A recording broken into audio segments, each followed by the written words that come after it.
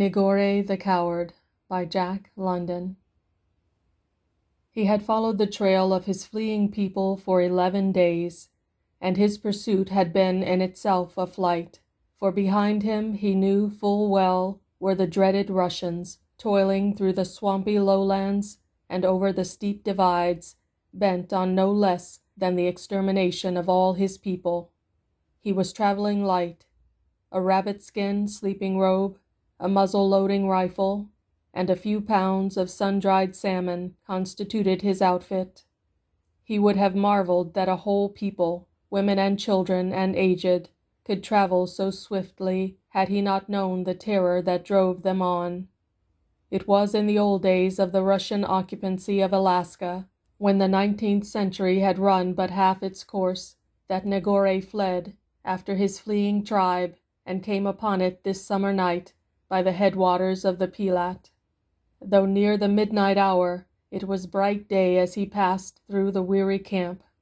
Many saw him, all knew him, but few and cold were the greetings he received. "Negore the coward!" he heard Eliha, a young woman, laugh, and Sune, his sister's daughter, laughed with her.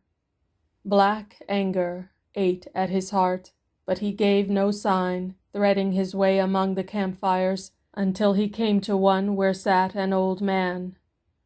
A young woman was kneading, with skillful fingers, the tired muscles of his legs.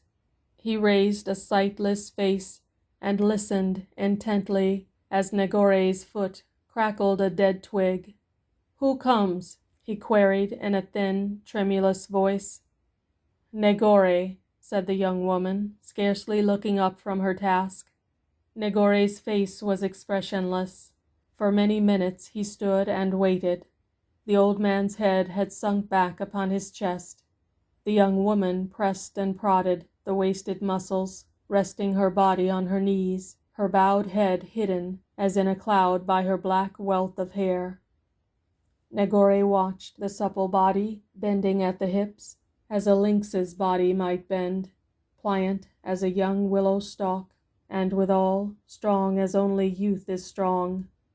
He looked and was aware of a great yearning, akin in sensation to physical hunger.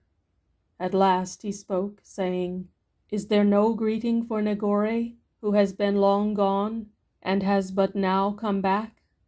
She looked up at him with cold eyes. The old man chuckled to himself after the manner of the old. "Thou art my woman, Oona," Negore said, his tones dominant and conveying a hint of menace. She arose with cat-like ease and suddenness to her full height, her eyes flashing, her nostrils quivering like a deer's. "I was thy woman to be, Negore, but thou art a coward. The daughter of old Kinoos mates not with a coward." She silenced him with an imperious gesture as he strove to speak. "Old Kinoos and I came among you from a strange land. Thy people took us in by their fires and made us warm, nor asked whence nor why we wandered. It was their thought that old Kinoos had lost the sight of his eyes from age, nor did old Kinoos say otherwise, nor did I, his daughter. Old Kinoos is a brave man, but old Kinoos was never a boaster. And now, when I tell thee of how his blindness came to be, thou wilt know, beyond question, that the daughter of Kinoos cannot mother the children of a coward such as thou art, Negore." Again she silenced the speech that rushed up to his tongue. "Know, Negore, if journey be added unto journey, of all thy journeyings through this land, thou wouldst not come to the unknown Sitka on the great salt sea. In that place there be many Russian folk, and their rule is harsh, and from Sitka old Kinoos, who was young Kinoos in those days, fled away with me, a babe in his arms, along the islands of the midst of the sea. My mother dead tells the tale of his wrong. A Russian, dead with a spear through the breast and back, tells the tale of the vengeance of Kinoos. But wherever we fled, and however far we fled, Always did we find the hated Russian folk. Kinoos was unafraid, but the sight of them was a hurt to his eyes, so we fled on, through the seas and years, till we came to the great fog sea, Negore, of which thou hast heard, but which thou hast never seen. We lived among many peoples, and I grew to be a woman, but Kinoos, growing old, took to him no other woman, nor did I take a man. At last we came to Pastolik, which is where the Yukon drowns itself in the great fog sea. Here we lived long, on the rim of the sea, among a people by whom the Russians were well hated. But sometimes they came, these Russians, in great ships, and made the people of Pastolik show them the way through the islands, uncountable of the many-mouthed Yukon. And sometimes the men they took to show them the way never came back, till the people became angry and planned a great plan. So, when there came a ship, old Kinoos stepped forward and said he would show the way. He was an old man then, and his hair was white, but he was unafraid, and he was cunning, for he took the ship to where the sea sucks in to the land, and the waves beat white on the mountain called Romanoff. The sea sucked the ship in to where the waves beat white, and it ground upon the rocks and broke open its sides. Then came all the people of Pastolik, for this was the plan, with their war spears and arrows and some few guns. But first the Russians put out the eyes of old Kinoos, that he might never show the way again, and then they fought, where the waves beat white, with the people of Pastolik. Now the head man of these Russians was Ivan. It was he, with his 2 thumbs, who drove out the eyes of Kinoos. It was he who fought his way through the white water, with 2 men left of all his men, and went away along the rim of the great fog sea into the north. Kinoos was wise. He could see no more, and was helpless as a child, so he fled away from the sea, up the great, strange Yukon, even to Nulato, and I fled with him. This was the deed my father did, Kinoos, an old man. But how did the young man Negore? Once again she silenced him. With my own eyes I saw, at Nulato, before the gates of the great fort, and but few days gone, I saw the Russian Ivan, who thrust out my father's eyes, lay the lash of his dog-whip upon thee, and beat thee like a dog. This I saw, and knew thee for a coward. But I saw thee not that night, when all thy people, yea, even the boys not yet hunters, fell upon the Russians and slew them all. Not Ivan, said Negore quietly. Even now he is on our heels, and with him many Russians, fresh up from the sea. Oona made no effort to hide her surprise and chagrin that Ivan was not dead, but went on. In the day I saw thee a coward. In the night, when all men fought, even the boys not yet hunters, I saw thee not, and knew thee doubly a coward. Thou art done? All done? Negore asked. She nodded her head and looked at him askance, as though astonished that he should have aught to say. No, then, Negore is no coward, he said, and his speech was very low and quiet. Know that when I was yet a boy, I journeyed alone down to the place where the Yukon drowns itself into the great fog sea.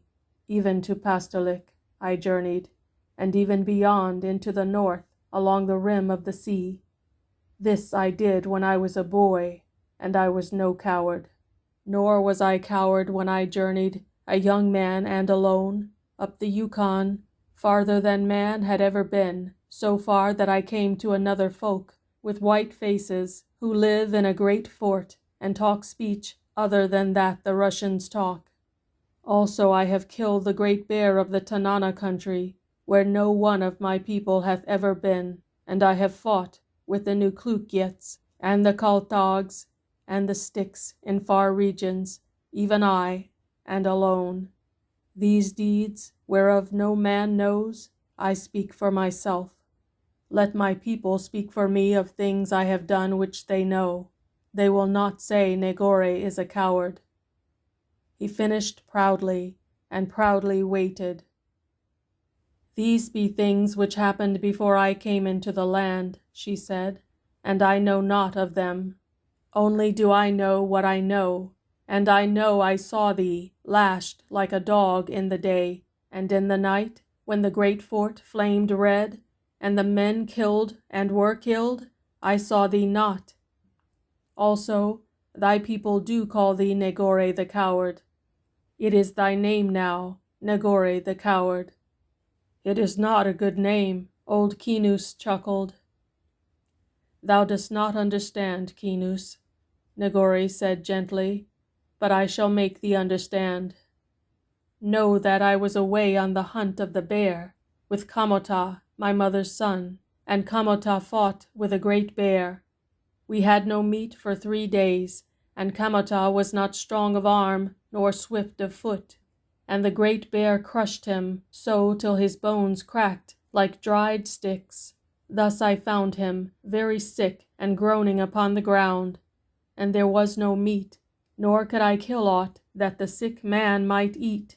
So I said, I will go to Nulato and bring thee food, also strong men to carry thee to camp. And Kamota said, Go thou to Nulato and get food, but say no word of what has befallen me. And when I have eaten, and am grown well and strong, I will kill this bear. Then will I return in honor to Nulato, and no man may laugh and say Kamota was undone by a bear. So I gave heed to my brother's words, and when I was come to Nulato, and the Russian Ivan laid the lash of his dog whip upon me, I knew I must not fight, for no man knew of Kamota, sick and groaning and hungry. And did I fight with Ivan and die, then would my brother die too.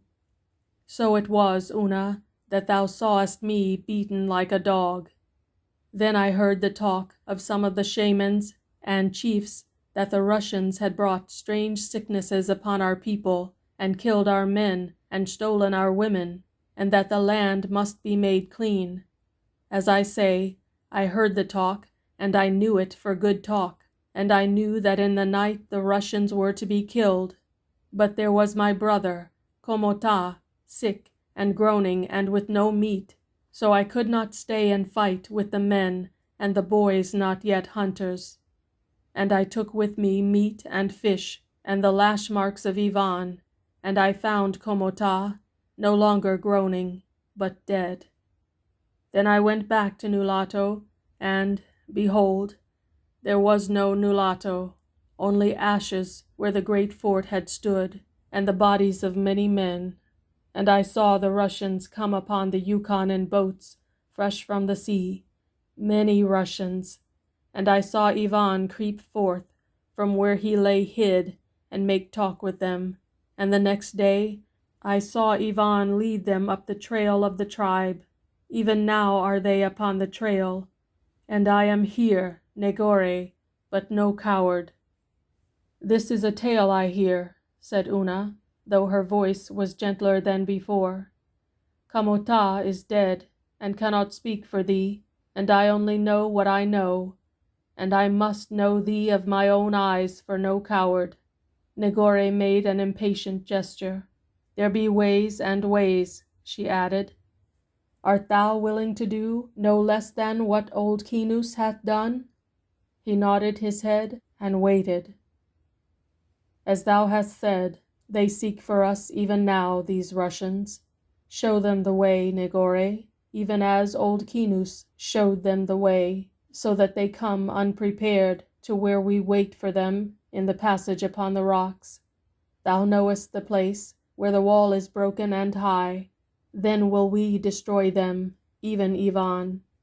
When they cling like flies to the wall, and top is no less near than bottom, our men shall fall upon them from above and either side with spears and arrows and guns, and the women and children from above shall loosen the great rocks and hurl them down upon them. It will be a great day, for the Russians will be killed, the land will be made clean, and Ivan, even Ivan who thrust out my father's eyes and laid the lash of his dog-whip upon thee, will be killed. Like a dog gone mad will he die, his breath crushed out of him beneath the rocks. And when the fighting begins, it is for thee, Negore, to crawl secretly away, so that thou be not slain." "Even so," he answered, "Negore will show them the way. And then?" "And then I shall be thy woman, Negore's woman, the brave man's woman. And thou shalt hunt meat for me and old Kinoos, and I shall cook thy food, and sew thee warm parkas and strong, and make thee moccasins after the way of my people, which is a better way than thy people's way. And as I say, I shall be thy woman, Negore, always thy woman, and I shall make thy life glad for thee, so that all thy days will be a song and laughter, and thou wilt know the woman Oona, as unlike all other women, for she has journeyed far, and lived in strange places, and is wise in the ways of men, and in the ways they may be made glad. And in thine old age will she still make thee glad, and thy memory of her in the days of thy strength will be sweet, for thou wilt know always that she was ease to thee, and peace, and rest, and that beyond all women to other men has she been woman to thee." "Even so," said Negore, and the hunger for her ate at his heart, and his arms went out for her as a hungry man's arms might go out for food. "When thou hast shown the way, Negore," she chided him, but her eyes were soft and warm, and she knew she looked upon him as a woman had never looked before. "It is well," he said, turning resolutely on his heel. "I go now to make talk with the chiefs, so that they may know I am gone to show the Russians the way.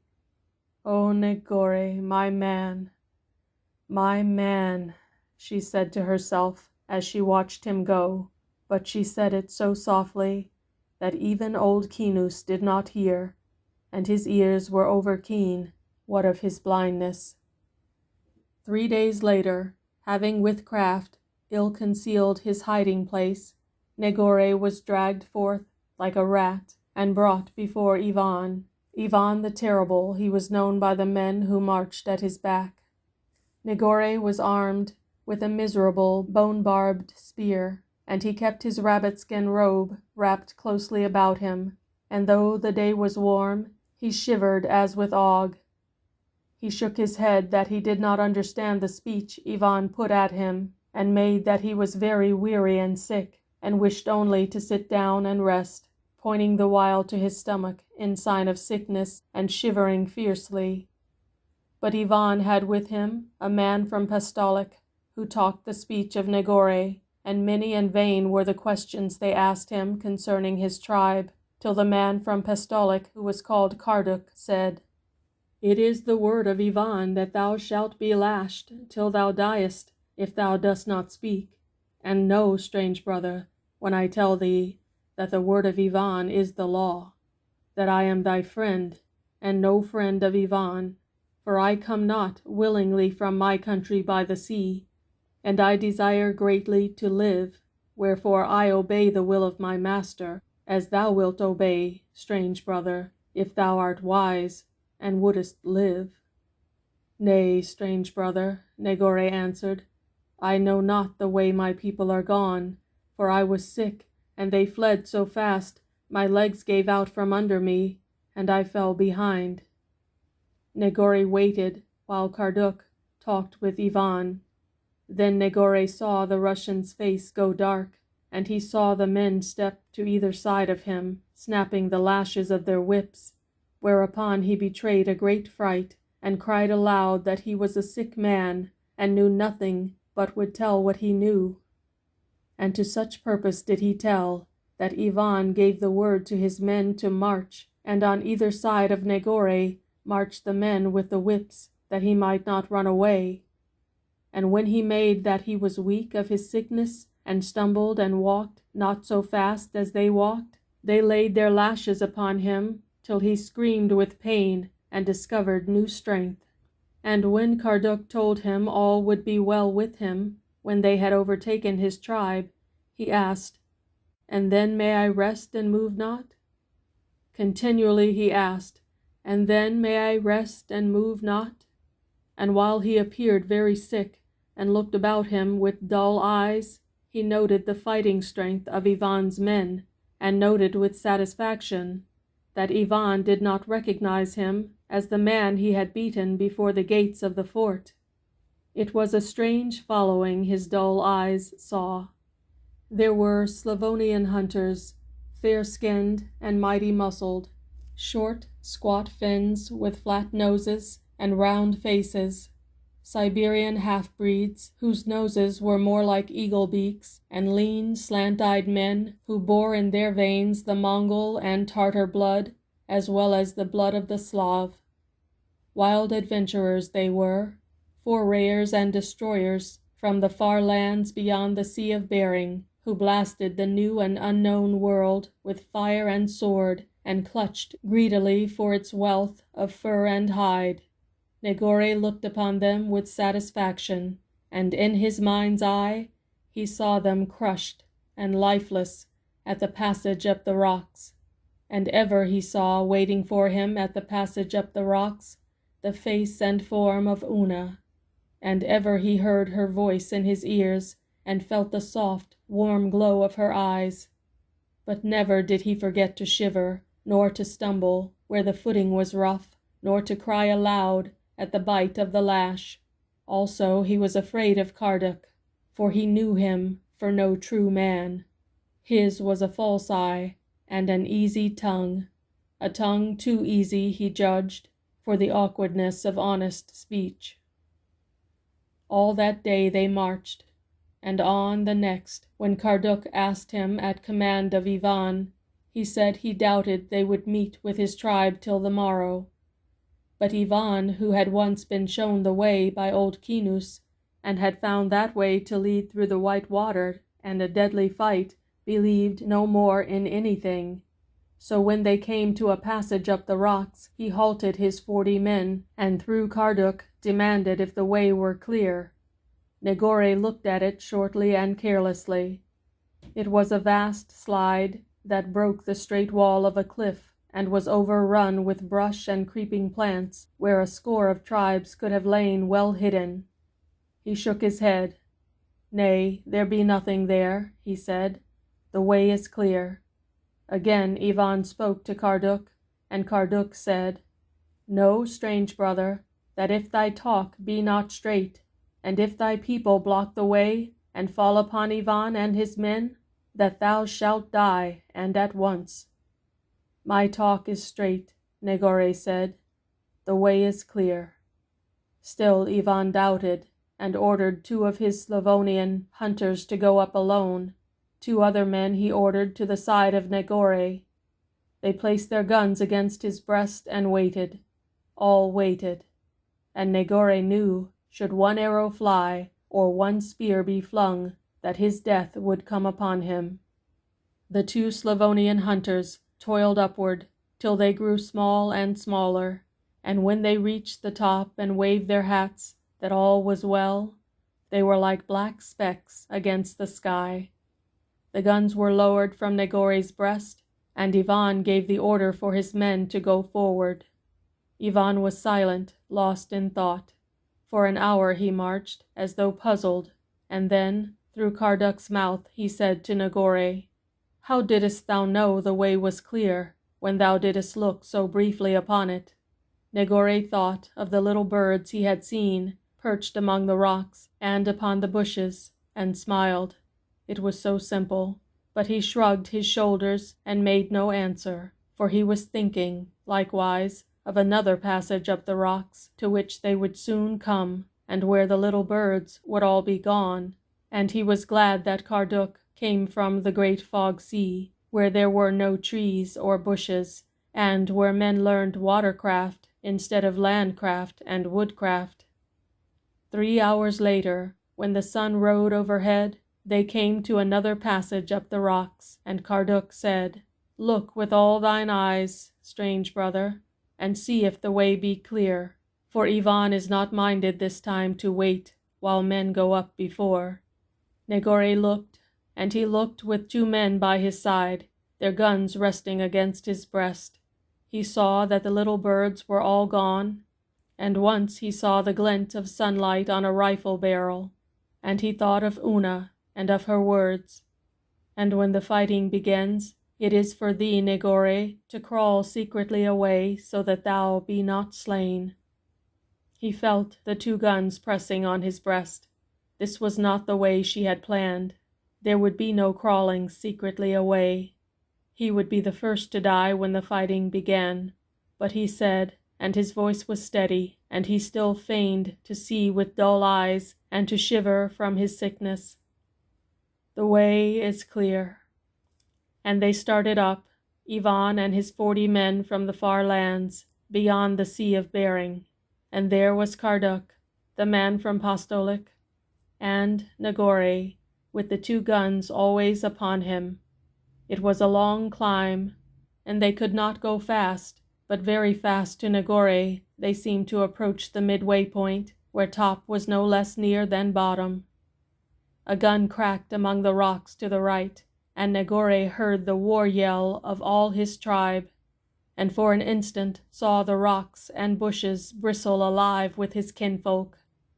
Then he felt torn asunder by a burst of flame, hot through his being, and as he fell he knew the sharp pangs of life as it wrenches at the flesh to be free. But he gripped his life with a miser's clutch and would not let it go. He still breathed the air which bit his lungs with a painful sweetness, and dimly he saw and heard, with passing spells of blindness and deafness, the flashes of sight and sound, again wherein he saw the hunters of Ivan falling to their deaths, and his own brothers fringing the carnage and filling the air with the tumult of their cries and weapons, and, far above, the women and children loosing the great rocks that leaped like things alive and thundered down.